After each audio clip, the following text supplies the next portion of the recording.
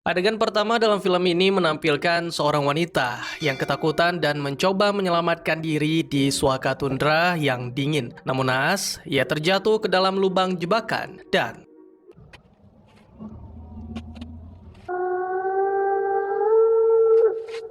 tahun 1996, di mana kita diperkenalkan dengan anggota The Yellow Jackets. Dimulai dari Jackie, yang merupakan sosok pemimpin sekaligus kapten. Ia sangat populer, cantik, dan sedang menjalin hubungan dengan pemuda yang tak kalah populer di sekolah, bernama Jeff. Lalu seorang gadis cantik lainnya bernama Shauna, yang merupakan sahabat karib Jackie, dan selanjutnya adalah Natalie atau akrab disapa Ned. Ia adalah gadis yang terasingkan, serta terlibat dalam penyalahgunaan obat-obatan dan alkohol. Ia juga dianggap memiliki gaya hidup bebas di dalam tim, namun pada kenyataannya Ned mengalami banyak masalah dalam kehidupan pribadinya. Lalu ada Taisa, anggota tim yang sangat kompetitif dan ingin meraih kemenangan dengan segala cara. Bahkan, ia melukai salah satu anggota baru di dalam tim yang menurutnya tak layak ikut untuk memenangkan kejuaraan nasional.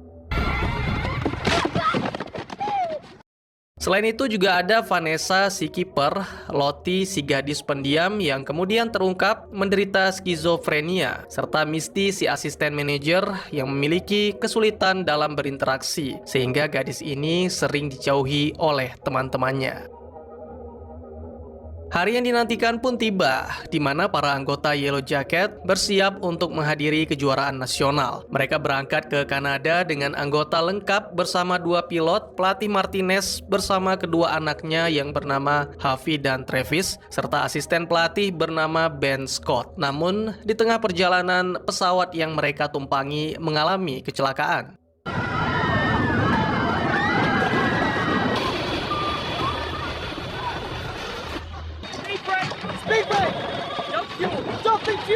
Kemudian scene beralih ke suatu penglihatan di masa depan, di mana sosok misterius sedang berkumpul mengadakan upacara ritual. Mereka sedang menyantap suatu persembahan.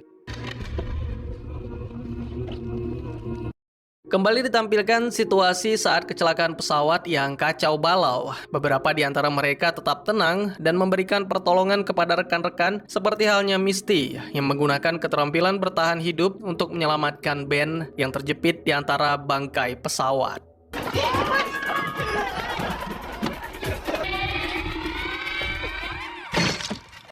Tindakan yang dilakukan Misty ini membuat anggota Yellow Jacket memuji sesuatu yang tidak pernah ia terima sebelumnya. Lalu muncullah pemikiran di luar nalar yang membuat gadis itu merusak dan membongkar kotak hitam pesawat, di mana tindakan ini bisa saja menyulitkan upaya tim penyelamat untuk menemukan mereka.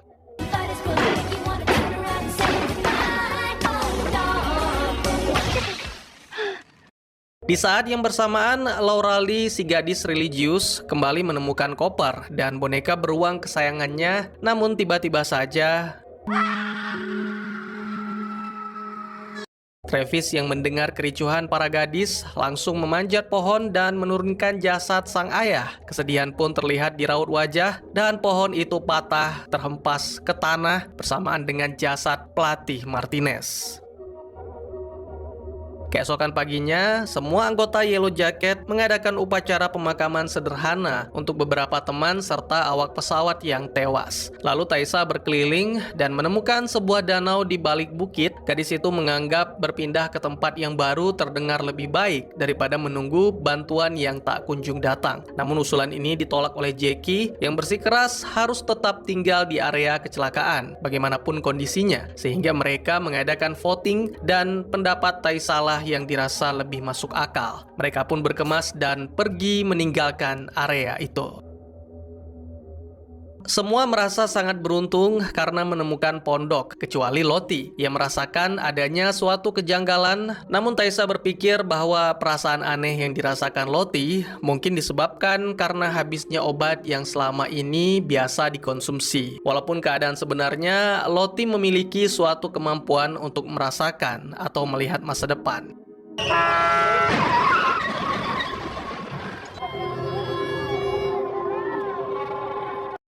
Taisa berteriak untuk memastikan adanya pemilik pondok itu, sementara Jackie membuka paksa pintu. Keadaan pondok yang usang dan tak terawat semakin memperkuat bahwa tempat itu sudah lama ditinggalkan oleh pemiliknya. Lalu Jackie beserta yang lain menggeledah isi pondok dan menemukan sebuah kaleng makanan yang telah kadaluarsa. Gadis itu sangat terpukul dan putus asa dengan keadaan yang saat ini menimpa. Hari berganti malam, Taisa menemukan Lottie sedang melamun di luar pondok. Kemudian gadis itu membujuk agar Lottie kembali masuk ke dalam karena khawatir kejadian buruk akan menimpanya. Tak lama kemudian, Taisa mendengar suara aneh yang berasal dari loteng. Karena merasa penasaran, ia memberanikan diri untuk menyelidiki dan akhirnya menemukan Lottie yang ketakutan. Tak hanya jasad yang telah mengering, namun beberapa simbol aneh seperti di dalam hutan juga terukir di permukaan lantai. Keesokan harinya, pelatih band menemukan beberapa senapan karena kondisinya tidak memungkinkan untuk berburu. Pria itu mengadakan sebuah ujian menembak untuk para remaja.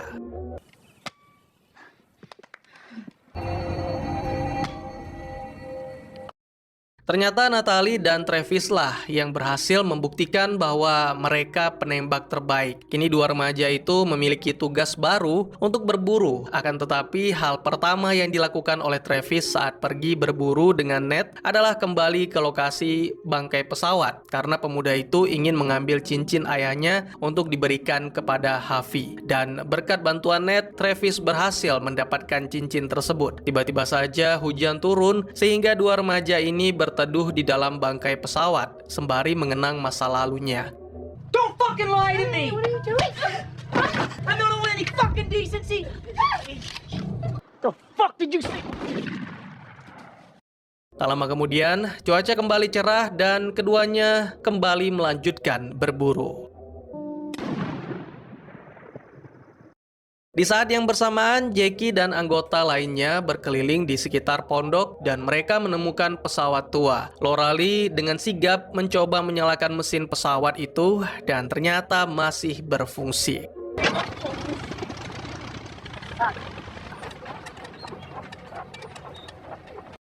Kembali ke kelompok Ned, untuk pertama kalinya dua remaja itu berhasil membawa pulang seekor rusa. Tentu saja kedatangan mereka disambut hangat oleh anggota lainnya, kemudian mereka pun menyiapkan rusa itu untuk disantap bersama-sama. Malam harinya mereka mengadakan upacara memanggil arwah untuk bersenang-senang. Semuanya ikut serta kecuali Taisa, Laura, dan pelatih Scott. Namun keadaan berubah mencekam saat Lottie dipengaruhi oleh sesuatu. Tiba-tiba saja gadis itu berbicara bahasa Prancis dan mengatakan bahwa mereka harus mengorbankan sesuatu yang berhubungan dengan darah. Dan tak lama kemudian,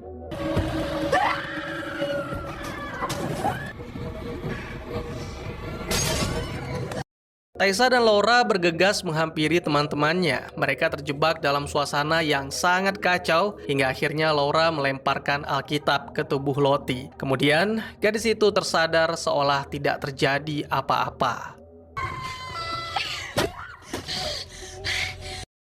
Setelah kejadian aneh menimpa Lottie, mulailah muncul rasa takut di antara mereka. Namun berbeda dengan Taisa, ia merasa konyol dan akan membuktikan. Maka dari itu, ia berinisiatif untuk pindah tidur ke loteng yang kemudian disusul oleh Shauna. Suasana canggung terasa di antara dua gadis remaja tersebut. Kedatangan Shauna seolah-olah seperti akan memberitahukan suatu rahasia. Dengan cepat, Taisa menyadari bahwa Shauna sedang hamil karena hanya dia satu-satunya orang yang tidak mengalami siklus seperti teman-teman lainnya. Dan suatu rahasia besar terungkap ketika Shauna mengatakan bahwa saat ini ia mengandung anak Jeff.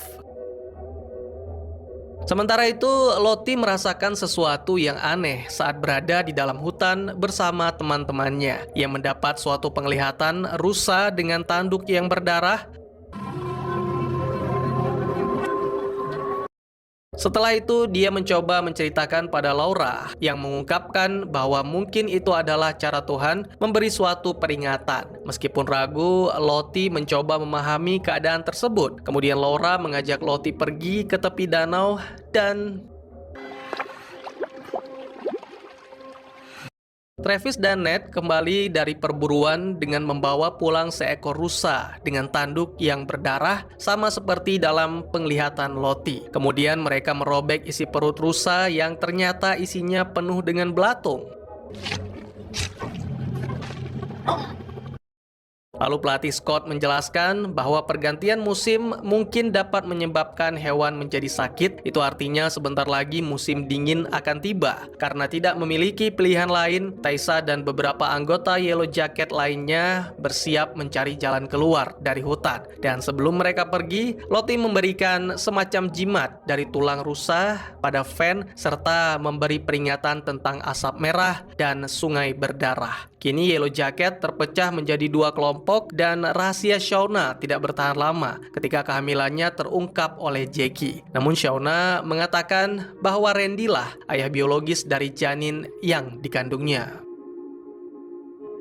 Kembali ke kelompok Taissa yang melewati sungai berwarna merah, sama seperti apa yang dikatakan oleh Lottie sebelumnya. Namun Taissa hanya menganggap ini suatu kebetulan saja dan meyakini penjelasan ilmiah dari Misty. Selain itu, keadaan semakin panik saat kompas tiba-tiba tak berfungsi. Taissa bergegas mengajak teman-temannya melanjutkan perjalanan untuk menghindari prasangka buruk. Hari berganti malam dan kali ini Taissa bertugas untuk menjaga. Namun suatu hal buruk terjadi, gadis itu mengalami gangguan saat tidur sehingga terbangun di atas pohon sementara teman-temannya diserang oleh serigala. Taissa berusaha menyelamatkan Van dengan mengambil pistol suar dan muncullah asap merah yang lagi-lagi sesuai dengan perkataan Lottie.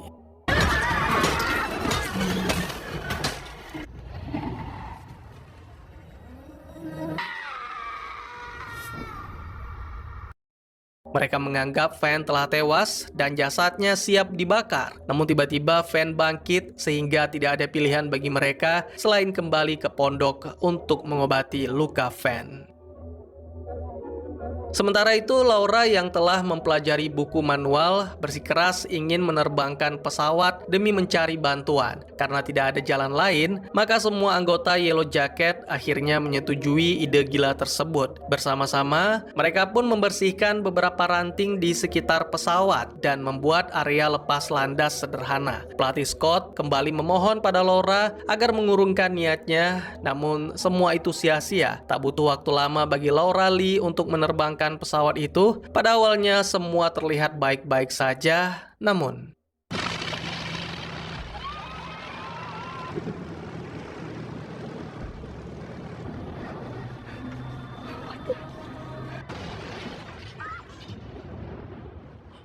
waktu demi waktu telah berlalu, anggota Yellow Jacket kembali beraktivitas seperti biasa. Mereka berburu hewan dan berkumpul. Kemudian Jackie mengusulkan agar diadakan pesta terakhir, karena tak ada yang tahu sampai kapan mereka akan bertahan. Dan pesta ini diberi nama Doomscoming. Semua anggota Yellow Jacket sangat antusias menyambut ide Jackie. Mereka berdandan dan mendekorasi sekitar pondok seperti pesta pada umumnya. Akan tetapi, Mary secara tidak sengaja mencampurkan jamur rahasia Misty ke dalam adonan sup. Awalnya Misty kesal, namun ia bertingkah seolah tidak terjadi apa-apa agar tidak dicurigai oleh teman-temannya.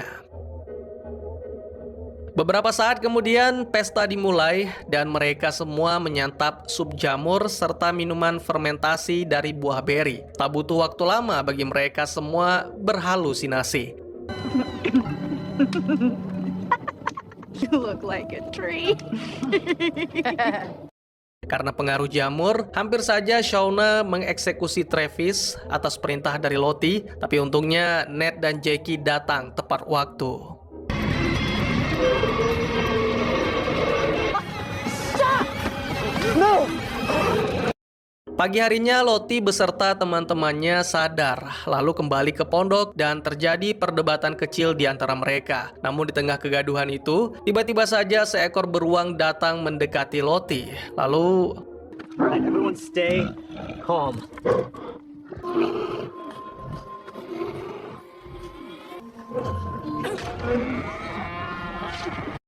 Kini Lottie dianggap sebagai sosok penting di dalam kelompok karena bisa melihat kejadian di masa depan. Saat hari beranjak petang, semua kelompok berkumpul di dalam pondok untuk menyantap makanan, kecuali Ned dan Travis yang masih berada di luar untuk menemukan Harvey. Lagi-lagi, suasana canggung terjadi di antara Jackie dan teman-teman, terlebih lagi dengan Shauna yang selama ini menjalin hubungan dengan Jeff, yang kemudian diketahui oleh Jackie dari buku harian Shauna. Alih-alih menjadi korban, Jackie justru dianggap sebagai masalah dalam kelompok, dan perdebatan ini membuat gadis itu marah sehingga berakhir dengan tidur di luar.